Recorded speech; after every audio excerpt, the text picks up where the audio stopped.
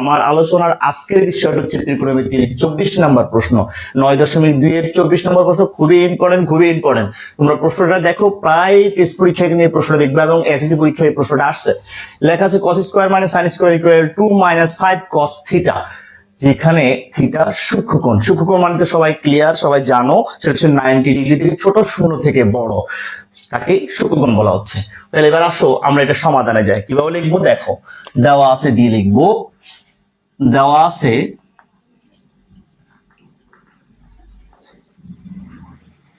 cos square theta minus sin square theta equal 2 - 5 cos theta.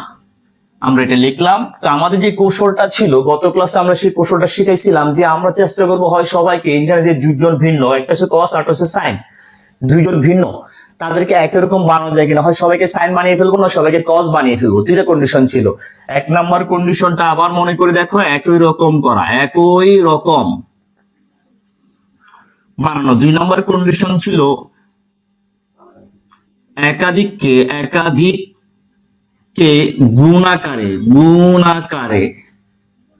এনে শূন্য বানানো, শূন্য তৈরি করা, শূন্য বানানো। এই দুইটা কন্ডিশন ছিল। যদি আমরা প্রথমটা ব্যর্থ হই, দ্বিতীয়টা করার চেষ্টা করব। একই রকম বানানো যায় কিনা সেই চেষ্টাটা চালাবো। দেখো এখানে cos স্কয়ার আছে, cos স্কয়ার থেকে sin স্কয়ারে যাওয়া যায় কিভাবে, সূত্রটা তোমাদের মুখস্থ আছে। যাতে সূত্রটা মুখস্থ না, এখনই মুখস্থ করে নাও। sin square theta plus cos square theta equal 1। সেই হিসাবে sin স্কয়ার থেকে আমি cos স্কয়ারে যেতে পারি কিভাবে, এই যে এই সূত্রটা ব্যবহার করে।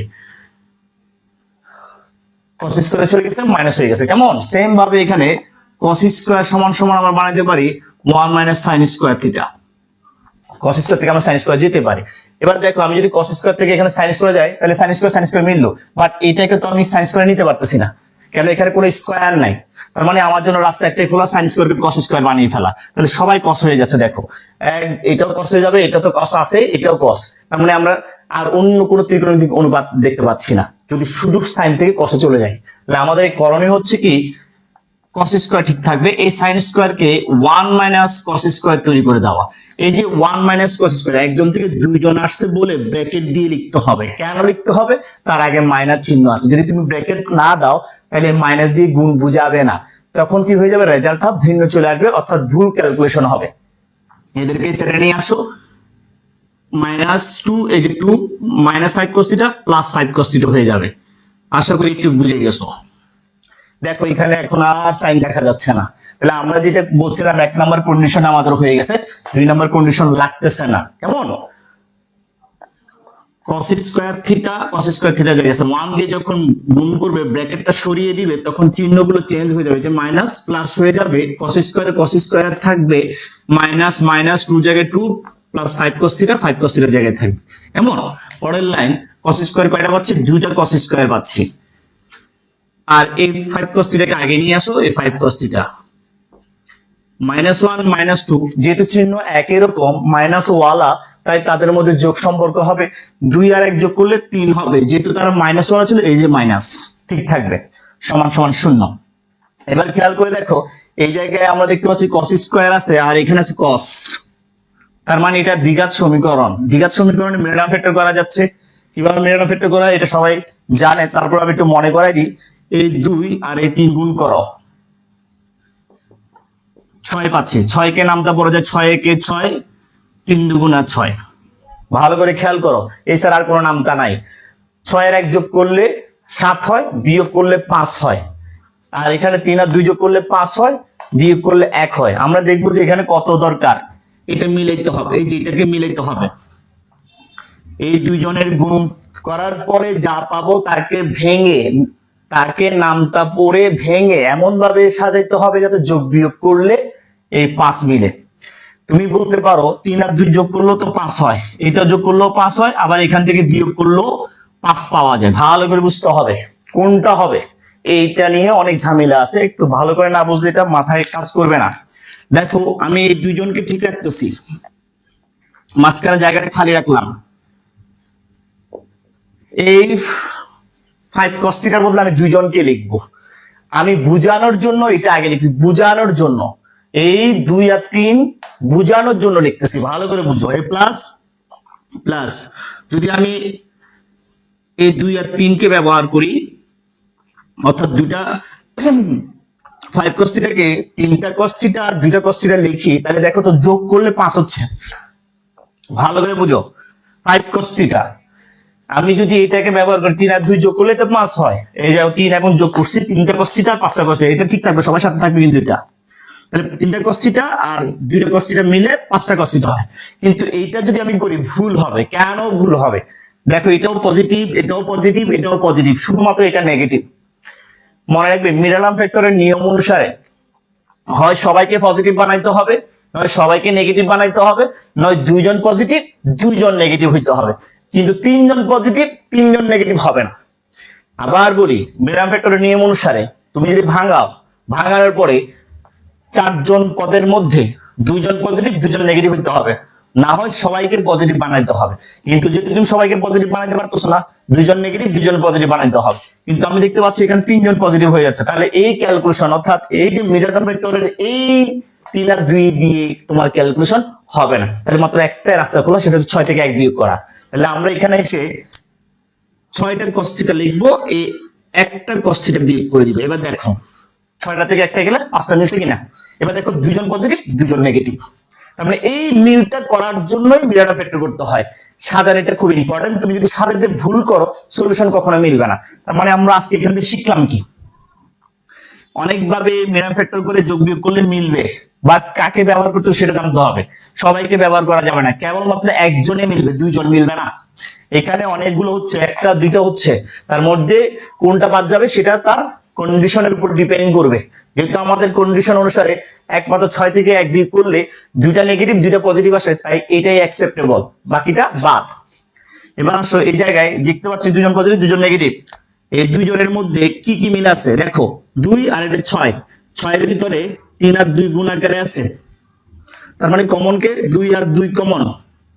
cos θ এখানে 2টা, এখানে একটা, তাহলে একটা cos θ কমন। ভালো করে বুঝো, cos স্কয়ার মানে 2টা cos গুণ আকারে আছে, কমন নেওয়া যাবে 2 জনের মধ্যে একটা। আর 2 হিসেবে এখানে একটা 2 আছে, এখানে 2 একটা আছে, তাহলে 2 কমন যায়, cos θ কমন যায়। 2 cos θ কমন না মানে 2 cos θ দিয়ে এটাকে ভাগ করে দেওয়া। 2 cos স্কয়ার θ কে 2 cos θ দিয়ে ভাগ করলে কি থাকে, 2 চলে গেছে, cos θ ভাগ করলে cos θ থাকে। এটা সবাই বুঝে, তারপর আমি বোঝার জন্য যারা কম বুঝে তাদের জন্য ক্যালকুলেশনটা দেখাইলাম। তাহলে শুধুমাত্র cos θ থাকে, এই যে cos θ প্লাস প্লাস 2 cos θ এখান থেকে যদি কমন নিই, 6 cos θ কে 2 cos θ দিয়ে ভাগ করে দেওয়া বোঝায়। কমন নেওয়া মানে ভাগ করে দেওয়া, কমন নেওয়া মানে ভাগ করে দেওয়া। এই যে ভাগ করছে দেখো, 2 দিয়ে ভাগ করলে 3 থাকে, cos θ শুধু 3 থাকে, এই যে 3। যারা আবার একটু ভালো বুঝে 2 cos θ কমন নিলে কত হবে, তোমরা তো ভালো পারবা। 3 দিয়ে 2 দিয়ে 6 কে ভাগ করলে 3 থাকবে, cos θ দিয়ে cos θ ভাগ করলে কাটাকাটি চলে যাবে। এই দুইজনের মধ্যে কোনো কমন নাই, চিহ্ন অনুসারে এই মাইনাসে আসে প্রথমে।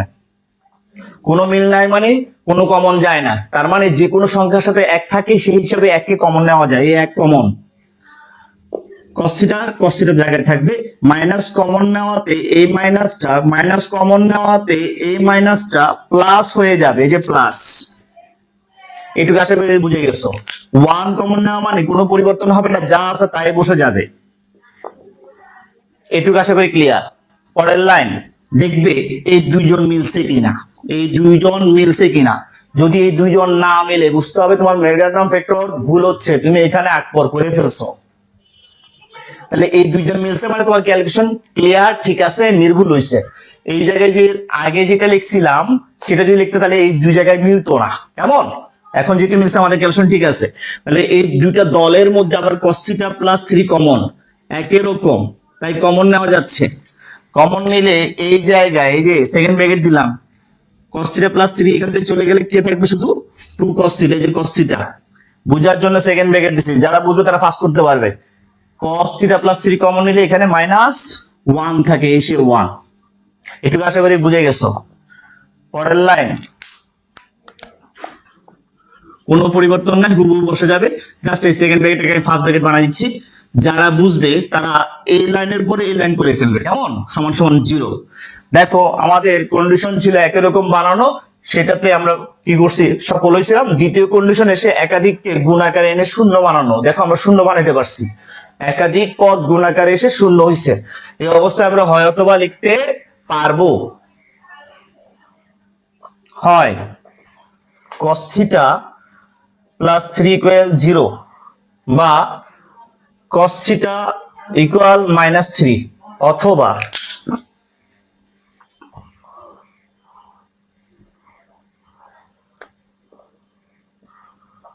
অথবা 2 cos থিটা -1 ইকুয়াল 0। আশা করি লেখা দেখা যাচ্ছে, বুঝবে। এই জায়গায় সেটা গ্রহণযোগ্য নয়। কেন গ্রহণযোগ্য না আমরা একটু কথা বলি এটা নিয়ে। আমরা জানি cos থিটা ও sin থিটা এই দুইজন, sin থিটা এই দুইজনের সর্বোচ্চ মান 1 সহ, সর্বনিম্ন মান -1 সহ, অর্থাৎ সীমানাটা 1 থেকে -1 পর্যন্ত। এই সীমানার মধ্যে 1 হইতে পারবে, -1 হইতে পারবে, এর ভিতরে সব আনসার হইতে পারে, কিন্তু এর বাইরে আনসার দিতে পারে না। সাইন এবং কস সর্বোচ্চ মান দেয় 1, সর্বনিম্ন মান দেয় -1, এর মধ্যে সীমাবদ্ধ, এর বাইরে যাইতে পারে না। কিন্তু এখানে দেখো সীমানাটা কোথায় চলে যাচ্ছে, কসের বেলায় এখানে সীমানাটা -2 -3 এখানে চলে আসছে, যা -1 এর বাইরে চলে গেছে, তাই এটা গ্রহণযোগ্য নয়।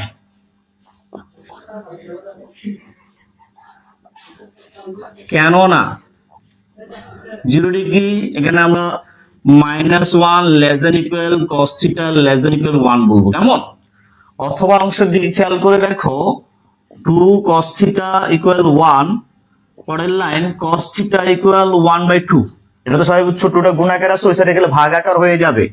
পরের লাইন cos থিটার কত ডিগ্রিতে হাফ, তোমাদের মুখস্থ আছে, 4 থেকে মুখস্থ করে নেবে, ঠোঁটস্থ করে নেবে। cos এর 60 ডিগ্রিতে তুমি হাফ পাবা, যেটা sin এর 30 ডিগ্রিতে হাফ, কেমন? cos cos মিলছে, আগের অঙ্কগুলোর মতোই, সামনে কোনো কিছু যোগ আকারে বিয়োগ আকারে নাই, সেই হিসাবে থিটা এর মান 60 ডিগ্রি। তাহলে আমরা বলতে পারি সুতরাং নির্ণেয় সমাধান থিটা ইকুয়াল 60 ডিগ্রি। আনসারটাও কত ডিগ্রি? 60 ডিগ্রি। আমার মনে হয় কথাটা বুঝে গেছো। এই অঙ্কটা চমৎকার একটা অঙ্ক ছিল এবং খুবই ইম্পর্টেন্ট একটা প্রশ্ন। প্রায় স্টুডেন্ট এই প্রশ্নে আটকে যায় শুধু এই জায়গায় এসে, আর এই কন্ডিশনটা অনেকে বুঝে না। আশা করি তোমরা বুঝে গেছো, তোমরা পারবে।